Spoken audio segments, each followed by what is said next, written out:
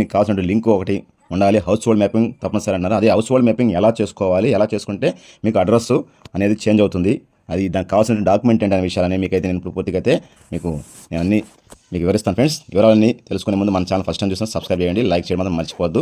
మన ఏపీ పథకాల ఛానల్ మాత్రం సబ్స్క్రైబ్ చేయడం మాత్రం మర్చిపోవద్దు ఫ్రెండ్స్. మనం పూర్తిగా అయితే వివరాలకు వెళ్ళిపోదాం ఫ్రెండ్స్. ఇక్కడ నుండి చూడండి, ఇక్కడ ఎంటీ ఫామ్ మీకు అయితే నేను చూపిస్తున్నాను. ఎంటీ ఫామ్ చూడండి, ఇక్కడ ఎంటీ ఫామ్ అయితే ఇలా ఉంటుంది.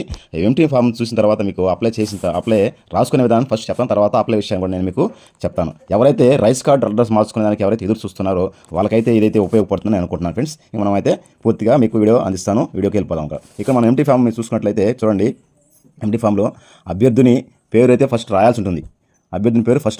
అభ్యర్థి అంటే ఎవరైతే హౌస్ హోల్డ్ సంబంధించిన హెడ్ ఎవరైతే ఉంటారో వాళ్ళ పేరు కంపల్సరీగా రాయాల్సి ఉంటుంది అనమాట. అక్కడ తర్వాత అభ్యర్థిని భర్త పేరు కూడా అక్కడ రాయాల్సి ఉంటుంది. తర్వాత హౌస్ హోల్డర్ ఎవరైతే ఆ రేషన్ కార్డులో ఉంటారో వాళ్ళ ఆధార్ కార్డు నెంబరు ఖచ్చితంగా రాయాల్సి ఉంటుంది. ఇక్కడ మీరు గమనించాల్సిన విషయం ఏంటంటే, ఇక్కడ హౌస్ హోల్డర్ ఖచ్చితంగా మహిళలైనే ఉండాల్సి ఉంటుంది. ఎందుకంటే 99% వరకు హౌస్ హోల్డ్ మహిళలను మాత్రమే ఎన్నుకుంటున్నారు, ఈ చేయాలనేసి ప్రభుత్వం అయితే నిర్ణయించింది కాబట్టి. తర్వాత ఇక్కడ ఆధార్ నెంబరు హౌస్ హోల్డర్ ఎవరైతే ఉన్నారో ఆ కార్డులో హెడ్ వాళ్ళ ఆధార్ కార్డు నెంబర్ అయితే రాయాల్సి ఉంటుంది.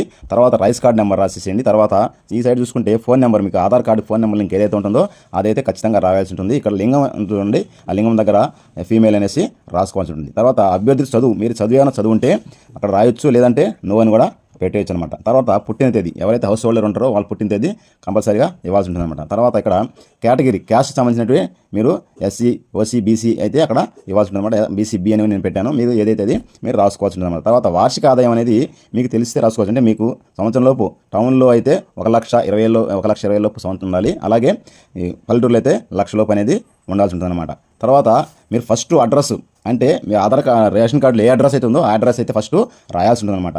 అది రాయాలి ఫస్ట్. తర్వాత చూడండి, ఇక్కడ మీ జిల్లా ఏదైతే అది రాయండి. మండలం ఏదైతే ఉందో దాంట్లో రేషన్ కార్డులో అది రాయండి. తర్వాత గ్రామం కూడా దాంట్లోనేది రాయండి.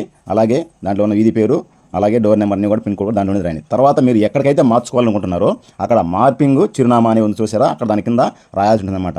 మీరు జిల్లా రాయండి, తర్వాత మండలం, గ్రామం, సచివాలయం ఏ సచివాలయం అయితే మీరు ఇవ్వాలనుకుంటున్నారో మీ పరిధిలో మీ గ్రామంలో ఆ సచివాలయం పేరు, ఆ విలేజ్ పేరు రాయండి. తర్వాత వచ్చేసి ఇక్కడ మీ వీధి పేరు ఏదైతే ఉంటుందో, ఇప్పుడు సపోజ్ నేను పల్గొండ రాసాను, పల్గొండ బీసీ కాలనీ అనుకోండి, అలాగా బీసీ కాలనీ అనేసి మీ వీధి పేరు రాసుకోవాల్సిన క్లస్టర్ నెంబర్. మీరు అక్కడికి వెళ్ళిన తర్వాత మీ డిజిటల్ అసిస్టెంట్ వాళ్ళు క్లస్టర్ నెంబర్ చెప్పి వాళ్ళే రాస్తారు, వాళ్ళకి చెప్పినా మనం రాసుకోవచ్చు. తర్వాత ఇక్కడ పిన్ కోడ్ నెంబర్ అనేది మీ ఆధార్ కార్డులో అడ్రస్ మార్చుకున్న తర్వాత ఆధార్ కార్డులో పిన్ కోడ్ అయితే మీ ఏ సచివాలయం మార్చుకోవాలనుకుంటారో ఆ విలేజ్ పిన్ కోడ్ నెంబర్ అనేది రాయాల్సి ఉంటుంది అనమాట. ఇది ఇక్కడ అప్లికేషన్ రాసే విధానాన్ని మీకు నేను చెప్పిన క్లియర్గా అర్థమైంది అనుకుంటున్నాను ఫ్రెండ్స్. ఇంకా మీకు అప్లై చేసే విధానానికి సంబంధించినటువంటి ఏం చేయాలి అనే విషయం చెప్తాను. ఫస్ట్ ఆఫ్ ఆల్ మీరు